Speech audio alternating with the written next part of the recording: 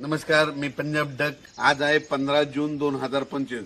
राज्यामध्ये आज 15, 16, 17, 18 दररोज वेगवेगळ्या भागात सरीव सरी येणार आहेत, म्हणून हा अंदाज लक्षात घ्यायचा। राज्यातल्या सर्व शेतकऱ्याला सांगू इच्छितो की ज्यांच्या जमिनीमध्ये ओल आहे, तुम्ही काय करा की जमिनीत पेरणीची तयारी करा। जमिनीत 1 फूट असेल तर तुम्ही पेरणीची तयारी करू शकता, म्हणून हे अंदाज लक्षात घ्यायचा। पण राज्यात सांगायचं झालं तर दररोजच वेगवेगळ्या भागात पाऊस चालू राहणार आहे, म्हणून हे अंदाज लक्षात घ्यायचा।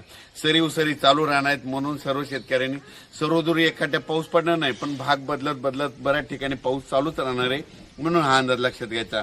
पूर्व विदर्भ, पश्चिम विदर्भ, दक्षिण महाराष्ट्र, उत्तर महाराष्ट्र, कोकणपट्टी, खानदेश, मराठवाडा या सगळ्या भागामध्ये वेगवेगळ्या भागामध्ये दररोजच पाऊस आहे। एकदम पाऊस काय उघडणार नाही, त्याच्यामुळे काही चिंता करायची गरज नाही, म्हणून पेरलेला देखील तुमचा उगवणारच आहे, म्हणून हा अंदाज लक्षात घ्यायचा। खूप शेतकऱ्यांचे फोन येईल तर पेरणी करावं का नाही, तर मी सर्व शेतकऱ्याला सांगू इच्छितो, शेतात कुदळ घेऊन जा। जमिनीमध्ये 1 फूट असेल तर तुम्ही पेरल्याच्या नंतर उगवतात म्हणून हे तुम्ही तुमचा निर्णय घ्या। पेरू शकता, पाऊस तर येणार आहे, पावसाचं काम करतं। एकदम पाऊस असा उघडणार नाही, पण भाग बदलत पडणार, ते सरीव सरी येणार आहे, म्हणून हा अंदाज लक्षात घ्यायचा। परत एक माझी सर्व शेतकऱ्याला विनंती की आता जे म्हणजे आज 15 जून पासून जे पाऊस पडणार आहे तर त्याच्यामध्ये विजेचं प्रमाण जास्त असणार आहे, वारं सुटणार आहे।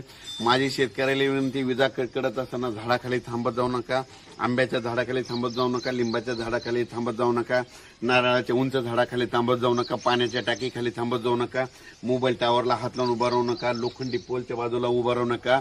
या भागावर जास्त विजा चमकत्यात आणि पडतात देखील, म्हणून माझी सगळ्याला विनंती, विजा कडकडायला लागल्या, आपला जो मजूर आहे, आपला जो कामगार आहे, त्यांना म्हणायचं सरळ घरी जा आणि स्वतःचा जीव वाचव।